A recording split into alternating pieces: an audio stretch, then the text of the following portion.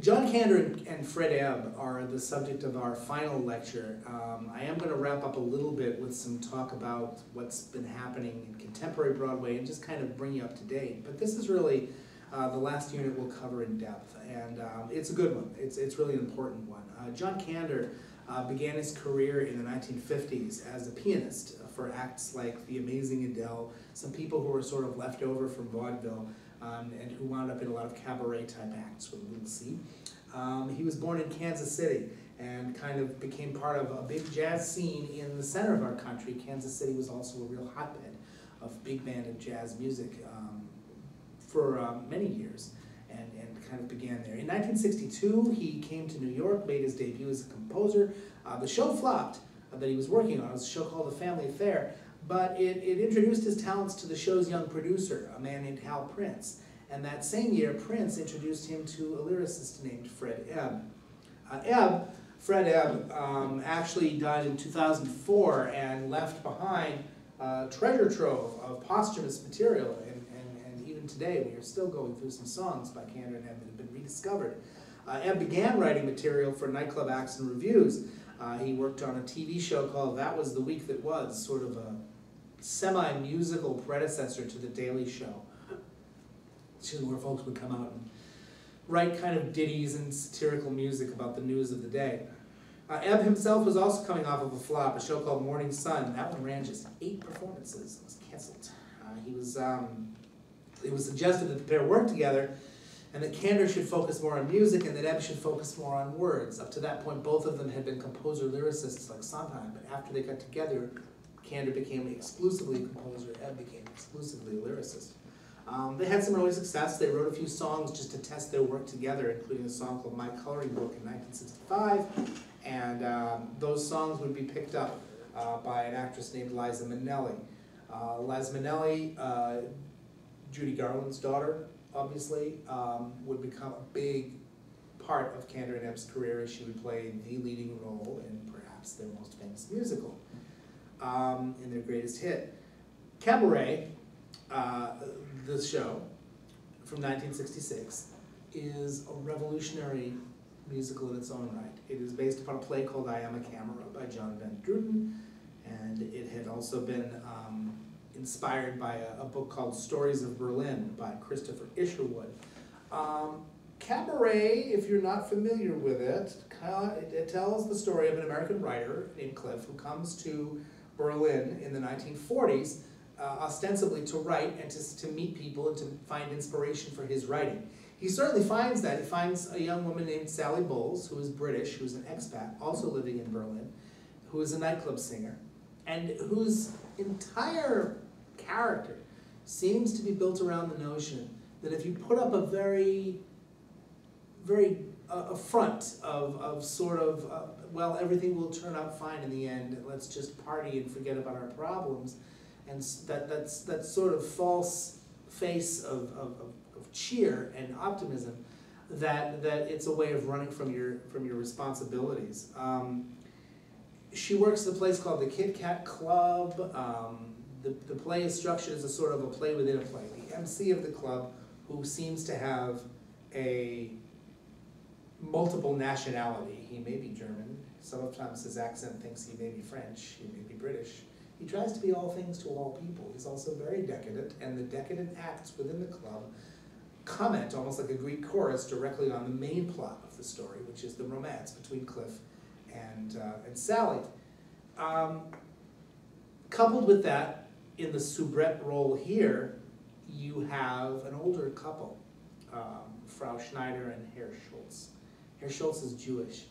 He's an older man, he's a grocer. He brings over groceries, particularly fruit, at one point a pineapple, over to this sweet older lady, and they think they might get married.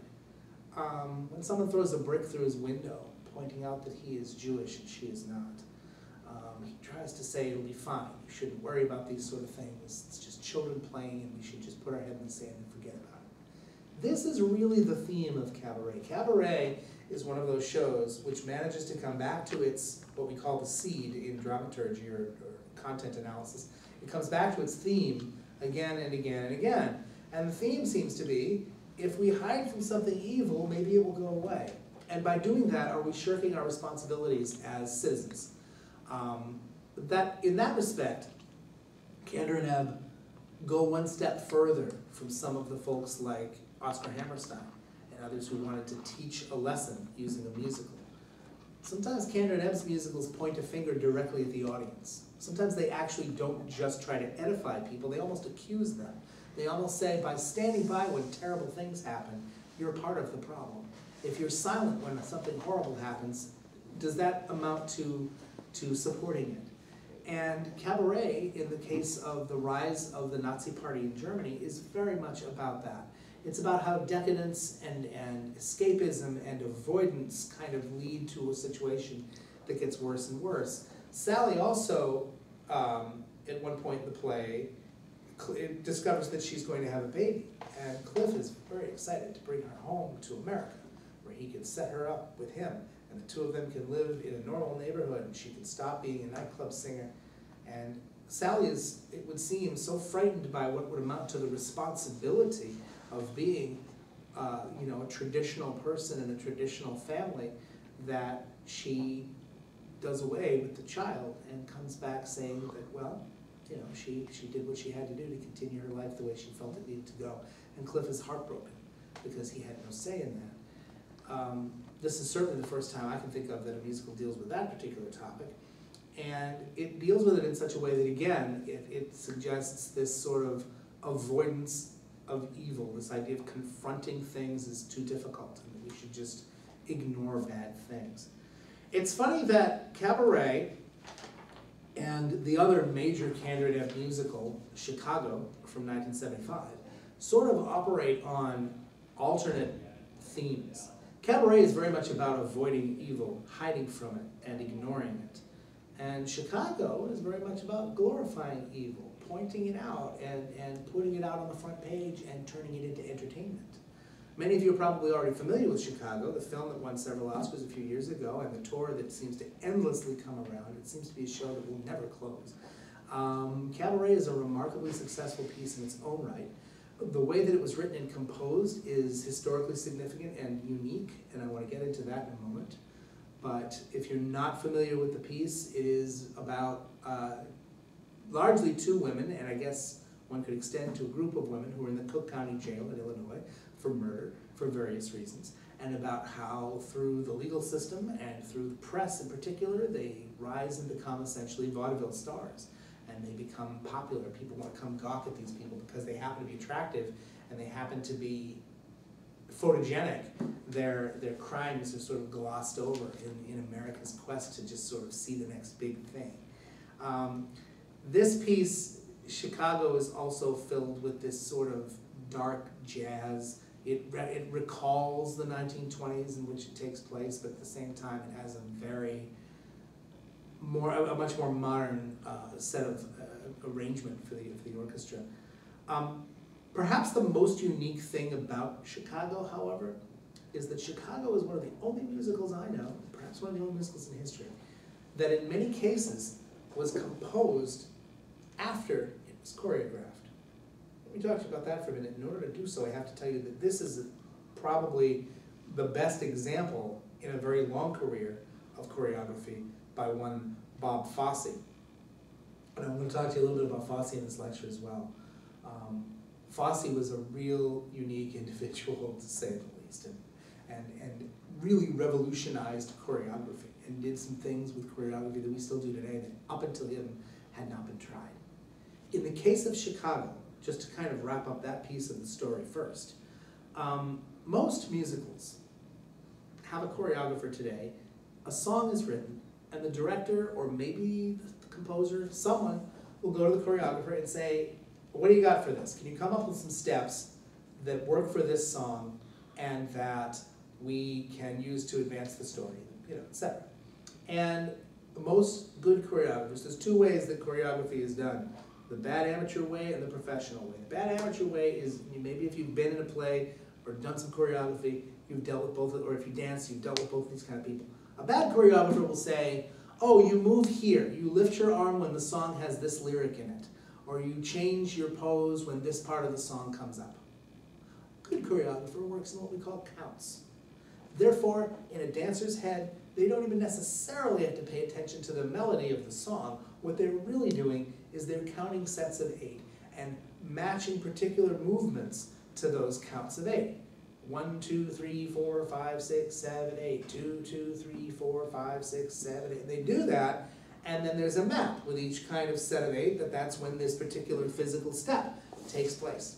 Now Fosse had been experimenting with some ideas for some dances, and he didn't have any music yet. So he did all the counts, and he created a dance. And then he brought John Kander in and said, I've been working on something in my spare time. This is a dance that I think looks interesting.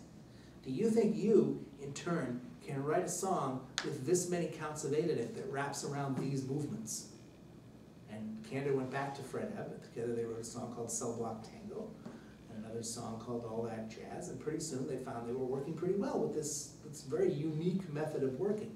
Much of Chicago is physically designed by Fosse and visually put together and then written after the fact. This is a very unusual way of writing. It doesn't even happen since, let alone before.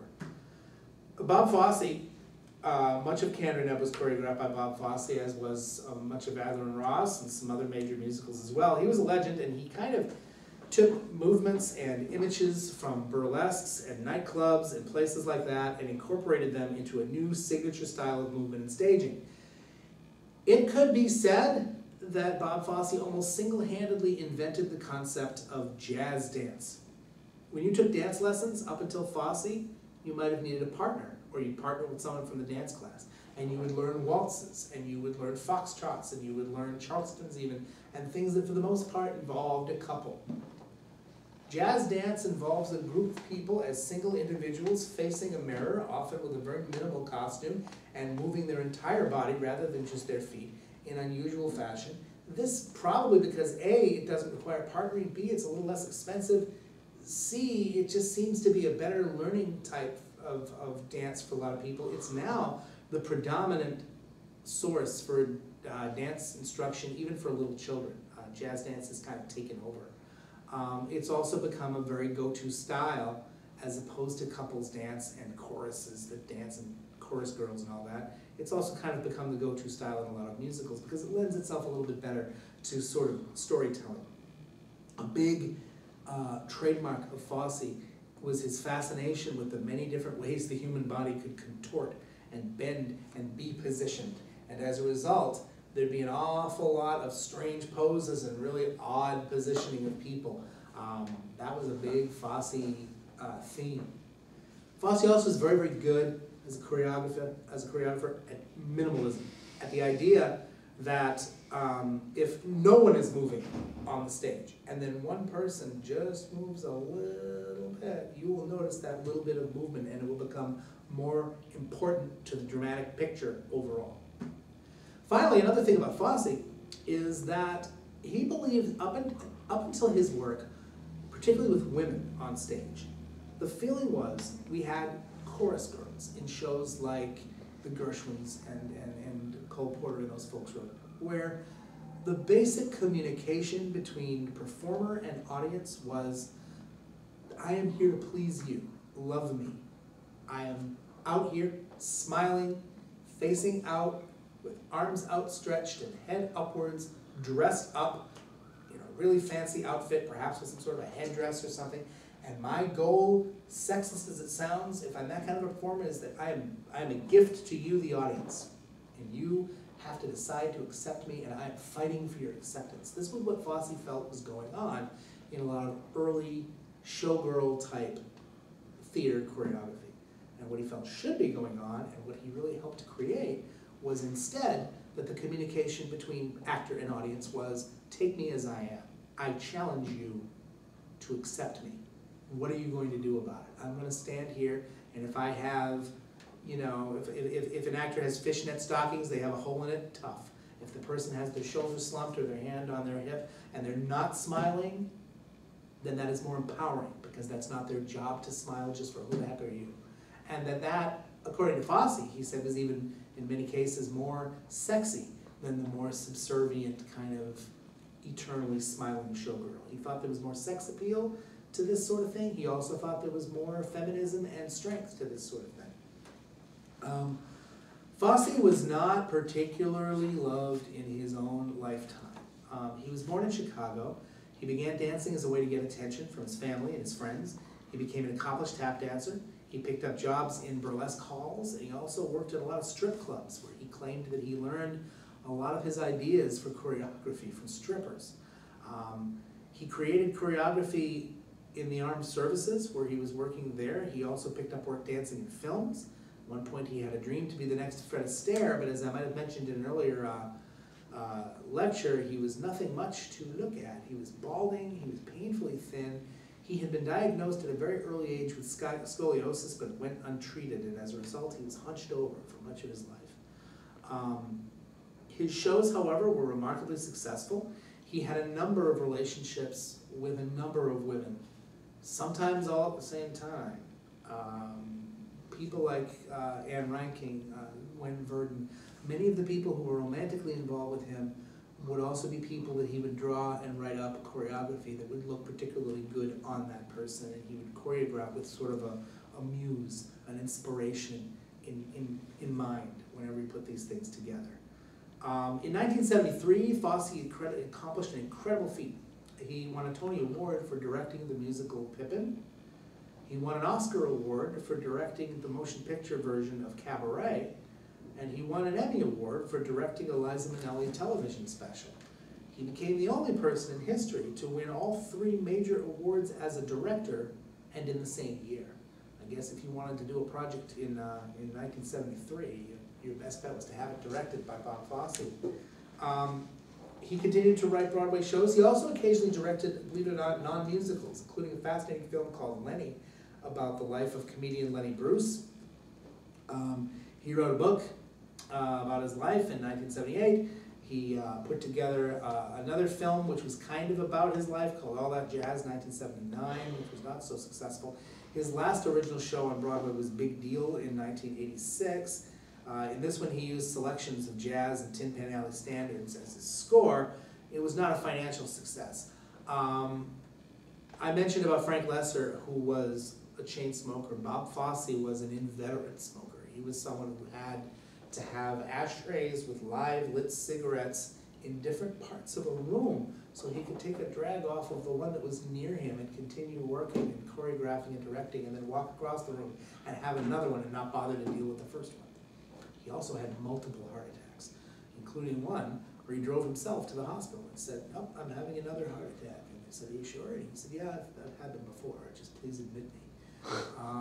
He was kind of a character in that respect, but also lived a painfully short life that would finally catch up with him in 1975. He died relatively young at the age of 60. His work with Kander and Ebb on sort of the twin towers of their composing of Chicago and Cabaret is probably the high point for all 3 of them. Kander and Ebb would go on, even without him, to continue to write successful musicals. In 1993, Kander and Ebb wrote a musical called Kiss of the Spider Woman. It was based on a novel and film that had come out before that. In the film, in both the film and the play, 2 prisoners in a South American jail, both men, one in prison for being gay, and the other certainly not gay, but in prison for being sort of a political rabble-rouser. They while away the time and the pain of being in this very horrible place, in that the prisoner who is gay relates scenes from his favorite movies to the other character, and those scenes become major musical numbers in the show. It's a very dark show. One of the characters is executed. It also, by the end of the show, features a same-sex kiss on stage as part of the script. As a result, Kiss of the Spider Woman in 1993 was protested by a number of groups and had a hard time finding a home theater where it could be based in Broadway. You would think that Broadway would be more accepting of that, but even in the 90s it was not. Eventually it did open and had a number of successful reviews and has become another big hit in the Kander and Ebb collection. Fred Ebb passed away about 10 years ago, in 2004, but as I said, there was a lot of posthumous material. Ebb had been working with Kander so much that he left behind enough notes that Kander was able to reconstruct a lot of their work together, and they continued to release Kander and Ebb musicals long after Ebb's death. A piece called Steel Pier, which was somewhat successful, and then this year you may have seen a piece called The Visit, based upon a play by Friedrich Dürrenmatt, about a woman who has been, I don't want to spoil everything, but has been wronged very seriously, has come to some success in life, and has returned to the small town that she came from to sort of wreak her revenge on those people. It's another vehicle for Chita Rivera, who had worked with them on Spider-Woman and a number of other projects in the past, and was nominated for the Tony for best musical. It was not successful there, but it kind of showed that Kander and Ebb material continues even today to sort of appear out of nowhere, even with one of their major contributors being gone for so long. Kander and Ebb are kind of the bridge to what we might call modern contemporary Broadway, and I guess it's as good a place as any for us to move into wrapping this up. There have been Broadway went through a real down period shortly after the 90s. It was economically difficult to sustain a show that's really located in one place, that a lot of money gets sunk into it, and because ticket sales would go up, people are paying upward of $100 a ticket. Really, the only things they wanted to see for a long time were revivals of old shows and jukebox musicals, collections of hit songs they already knew. Part of that, I think, is people being economically careful.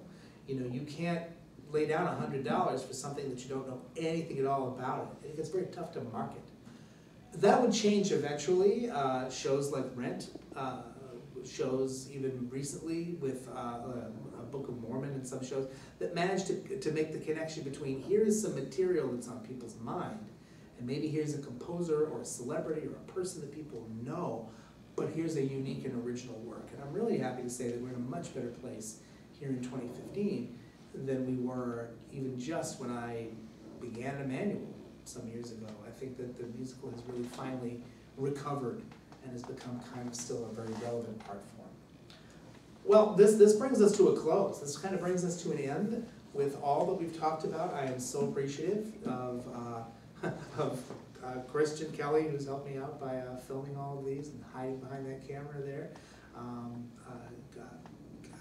Other people, Cynthia Brennan, who has helped me figure out how to get this stuff online and get it to you. And especially thankful to you for being patient through what was a bumpy ride at the very beginning, but hopefully has been a valuable experience for all of you. Course evaluations are available, and I do hope you'll have something constructive and helpful to say, and I thank you for your time on that. And as I said, the final exam is also going to come out at the same time as this lecture that you're watching right now, and I only ask that you take it sometime between now and Monday. And if you have any other questions, please don't hesitate again to email. Thanks so much, and have a great rest of your summer.